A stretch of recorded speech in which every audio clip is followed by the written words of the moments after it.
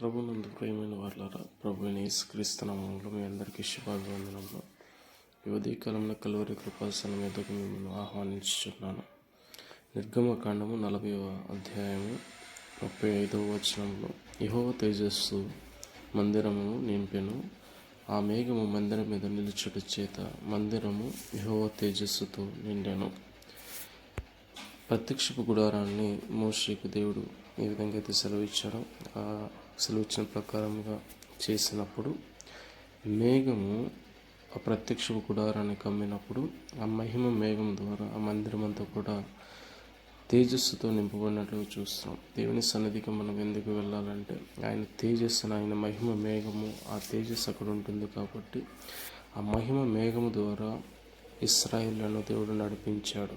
ఆ విధంగా మన జీవితంలో మనకు ఒక నిర్దేశాన్ని ఆయన చూపించి ఆయన బాటలో మనల్ని నడిపించడానికి మార్గం ఆయన మనకు కనపరుస్తాడు. కాబట్టి ఆయన సన్నిధికి వెళ్ళి ఆయన సన్నిధిలో మనము ఆయన తేజస్సును మనము అనుభవించినట్లా ఆ ప్రత్యక్షతలో దేవుడు మనలను ఈ ఆత్మయాత్రలో ముందుకు నడిపిస్తాడు. ఆమేన్.